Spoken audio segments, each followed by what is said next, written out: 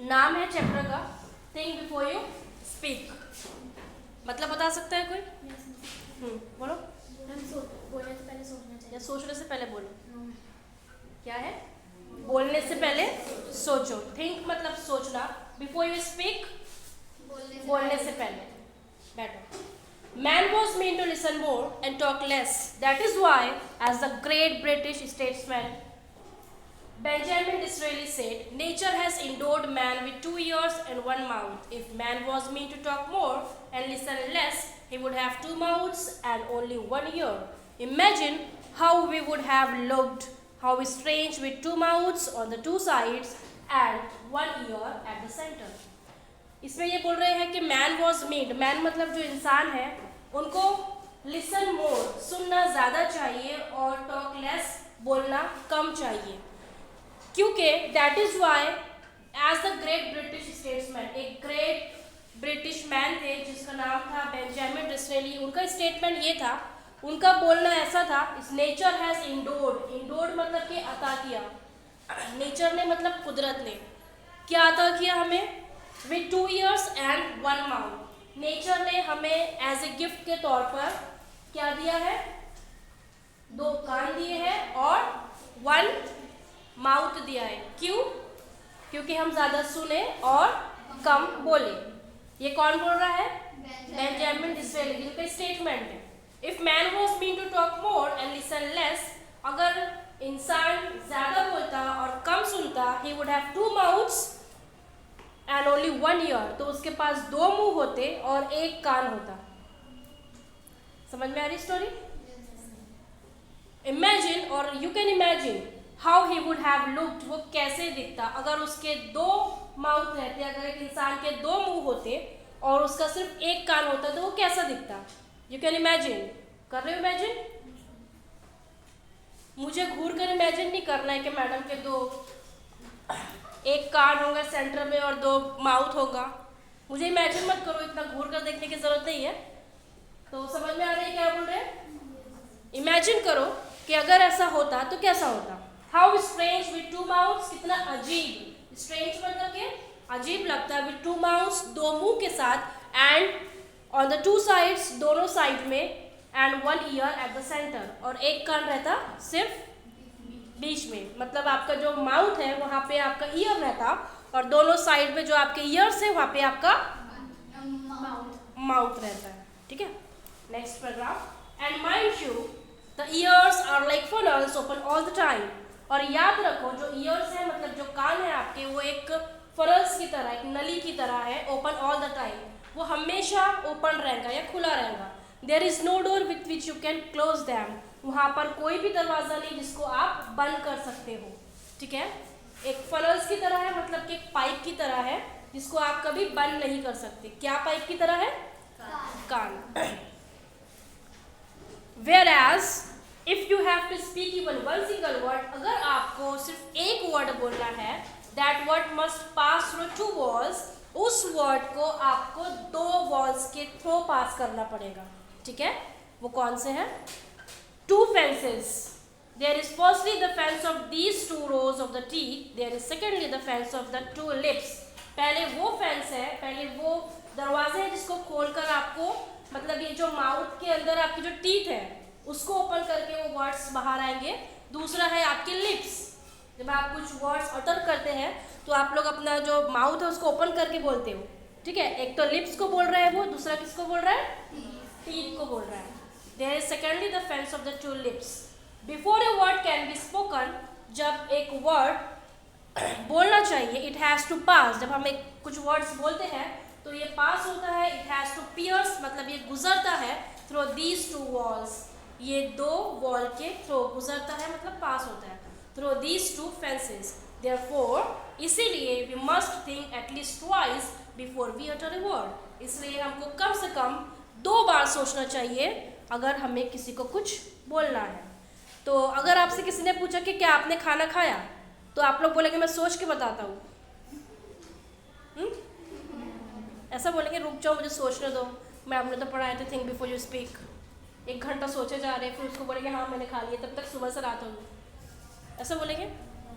ये जो लेसन की जो थीम है वो ऐसा है कि गुस्से में अगर आपको किसी को कुछ बोलना है तो उसको अपने आप को काम डाउन करके फिर रिप्लाई करो। ऐसा नहीं कि जो मुंह में आ रहा है आप उसको बोल रहे हो। अगर आगे वाले ने आपको कुछ बुरा बोला तो आप क्या करोगे? तुरंत उसको फाइटिंग करने लग जाओगे, फायर ऑफ वर्ड्स बोलने चालू कर दोगे उसको। हाँ, ये जो लेसन है उसका ये थीम है कि अगर आपको किसी को कुछ बोलना है तो गुस्से में अगर आपको किसी के ऊपर गुस्सा आ रहा है, अगर आपको उसको रिप्लाई करना है तो अपने आप को कैसा काम डाउन करके आप उसको रिप्लाई करो। ठीक है, आगे देखो। A very wise man once remarked that of the unspoken word you are a master, of the spoken word you are a slave. एक वेरी वाइज मैन मतलब कि एक अक्लमंद इंसान ने ऐसा बोला है, ऐसा रिमार्क किया है कि जो अनस्पोकन वर्ड है, मतलब ऐसे अल्फाज जो नहीं बोले गए हैं, आपके मुंह से नहीं निकले हैं, तो यू आर ए मास्टर, तो उस अल्फाज के आप मास्टर हो, उस अल्फाज के आप किंग हो। Of the spoken word you are a slave, और ऐसे वर्ड जो आपने अपने मुंह से निकाल दिए हो और बुरे अल्फाज निकाल दिए हो तो तुम्हारे लिए वो अल्फाज तुम उसके लिए स्लेव बन चुके हो। ठीक है, once you have spoken a word you can not get it back. अगर तुमने किसी को बुरे अल्फाज बोले तो वो अल्फाज वापस नहीं आ सकते। Do what you will, therefore you must be very careful about the words that you speak. इसलिए आपको बहुत ज़्यादा केयरफुल रहना पड़ेगा उन अल्फाज के लिए जो आपने बोल चुके हो। Once the word has left your lips, अगर बुरे अल्फाज आपके लिप्स से निकल चुके हैं, आप उसको बोल चुके हैं, you will not be able to get it back. आप उसको वापस करने के लायक नहीं रहोगे। हो सकता है कि आपने किसी को बुरा बोला और आपने उसको जाकर सॉरी बोल दिया, लेकिन डजेंट मैटर कि आपने उसको सॉरी तो बोल दिया, लेकिन वो चीज़ें उसको हमेशा के लिए याद रह जाती है। समझ में आ रहा है? तो कभी किसी को इतना भी बुरा मत बोलो कि आगे वाला हर्ट हो जाए। ठीक है, आगे है व्हाट आर अनस्पोकन वर्ड्स। अब यहाँ पर ये बोल रहे हैं कि अनस्पोकन वर्ड्स क्या है। They are things you want to say, ये वो चीज़ें हैं जो तुम बोलना चाहते हो बट रिमेन अनसेड, लेकिन वो आपके दिल में ही रहती है, आप उसको नहीं बोल पाते हो। अनस्पोकन वर्ड्स वही है, स्पोकन मतलब बोलना, अनस्पोकन मतलब नहीं बोलना। ठीक है, तो क्या चीज़ें हैं वो आप बोलना चाहते हो लेकिन आप नहीं बोल पाते हो। ठीक है, remain unsaid as thoughts in your mind, जैसे कि आपके दिमाग में सोचें घूम रही है, थिंकिंग आ रही है, लेकिन आप उसको बोल नहीं पा रहे हो। Once you have put the thoughts into words, लेकिन अगर आपने अपने थॉट्स को अपने वर्ड्स में कन्वर्ट कर दिया, मतलब बोल दिए, once the words have left your lips, और अगर जो वर्ड्स है वो आपके लिप्स के बाहर निकल गए या माउथ के बाहर निकल गए, आपने किसी को बोल दिया कुछ गुस्से में, you can not change them और कंट्रोल देम, तो आप उसको बदल भी नहीं सकते और आप उसको कंट्रोल मतलब रोक भी नहीं सकते कि हाँ जो हो गया, जो बोल दिया वो बोल दिया। अब क्या करेंगे? बोल दिया तो बोल दिया। ठीक है, नेक्स्ट है A young man went to his spiritual teacher and said, एक यहाँ पर स्टोरी है इस लेसन में कि जो एक यंग मैन था, एक लड़का था समझ जाओ, वो अपने टीचर के पास जाता है एंड सेड, और उसको बोलता है I have spoken very harsh and unkind words to my friend, कि मैंने एक बहुत ख़राब बहुत बुरे अल्फाज अपने फ्रेंड को बोल दिया हूँ, and he is deeply hurt, और वो बहुत ज़्यादा बुरा मान गया मेरी बात का। ठीक है, डीपली मतलब हद दर्जे तक के उसको बुरा लग चुका है। आई एम अफ्रेड, और मैं डर रहा हूँ, I have lost my friendship with him, के why are you late? Ma'am traffic बहुत था।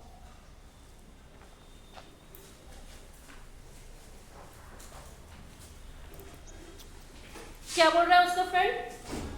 And he is deeply hurt, कि मेरा जो फ्रेंड है वो बहुत ज़्यादा हर्ट हो चुका है, मतलब उसको बुरा लग गया है, मैंने उसको इतने बुरे बुरे अल्फाज बोला है।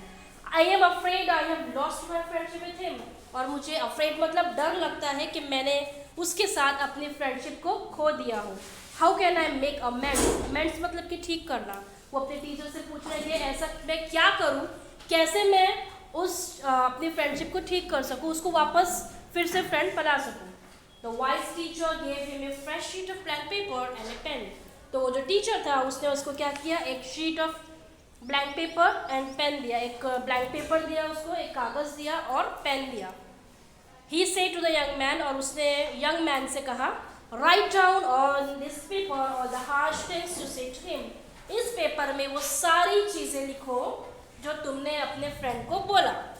समझ में आई स्टोरी यहाँ तक क्या बोल रहे हैं उसके टीचर? कहा. Very good.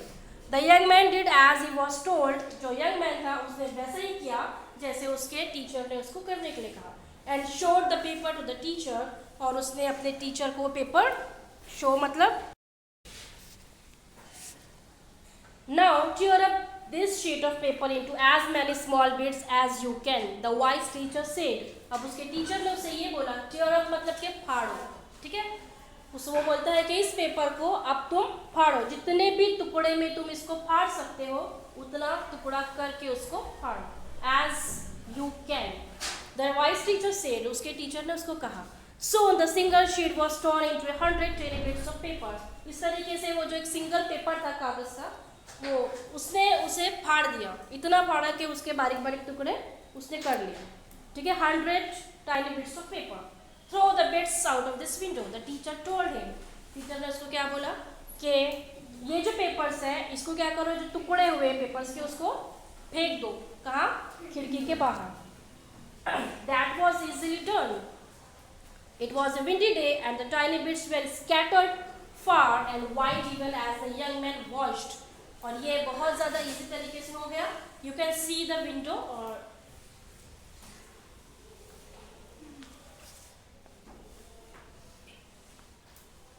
और वो जो दिन था वो कैसा था?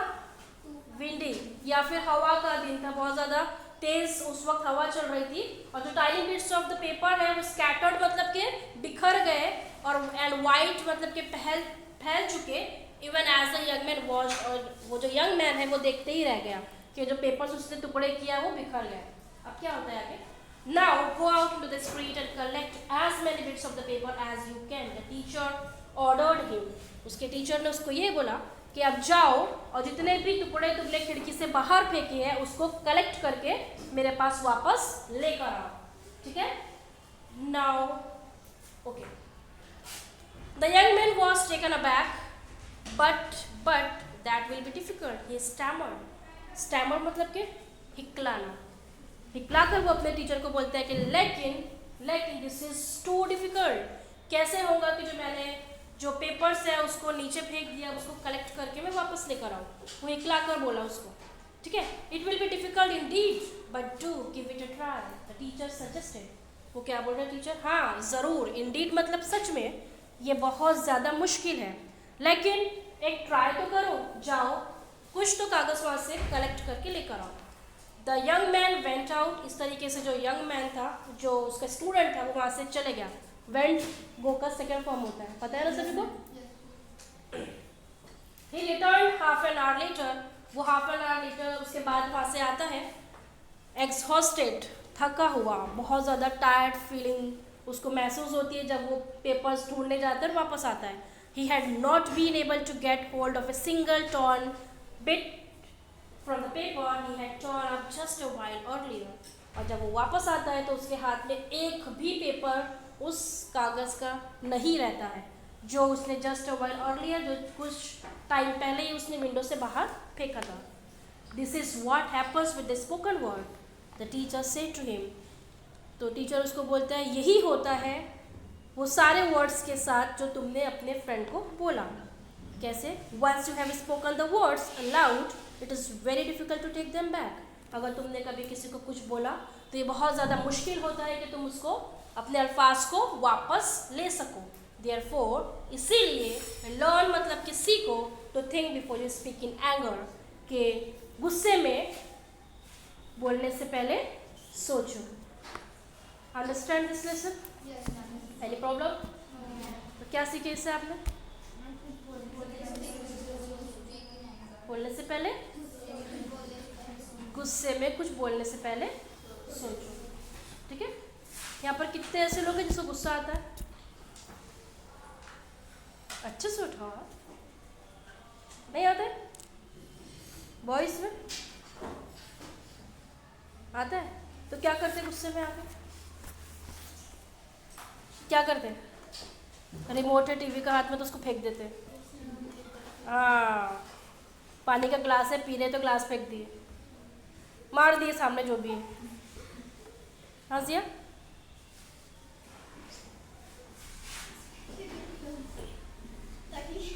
तकिए को फेंक दीजिए. ओके, कॉटन निकाल के फेंक दिया गुस्से में। और जिक्रा?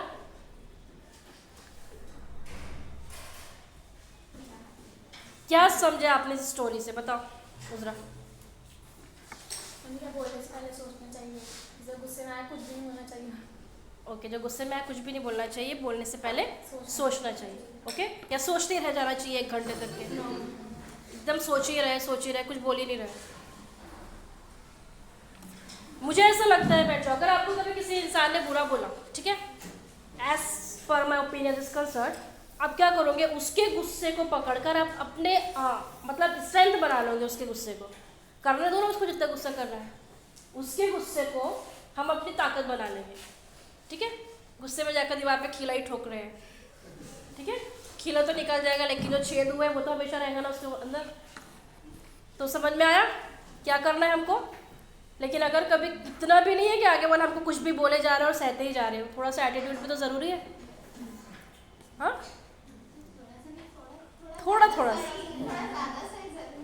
थोड़ा ज़्यादा सा ज़रूरी है, लेकिन बहुत ज़्यादा नहीं ज़रूरी है। थोड़ा तो भी एटीट्यूड इंसान में होना चाहिए। लेकिन एटीट्यूड का मतलब ये नहीं है कि बस इसने मेरे को मारा, उसको बाल नोच के मार रहे हैं हम उसको। फिर सेल्फ रिस्पेक्ट होनी चाहिए। वेरी गुड, क्लैप करो उसके लिए। तो समझ में आ गया ना क्या करना है हमको। कुछ नहीं करना है, कम से कम एटलीस्ट जब बड़े आपके सामने हैं तो उनसे गुस्से में कुछ बोलने से पहले सोचो, और अगर छोटे हैं तो उनको समझाने की कोशिश करो। बाद में हाथापाई नहीं करना है आपको, ये नहीं सिखा रही हूँ मैं आपको यहाँ पर, ठीक है। तो समझ में आ गया, आउट जा बेटा, time is over. Ma'am traffic इतना में वो तो जल्दी निकले तो अभी आए। चलो चिट चैट देखते हैं, पेज नंबर 80।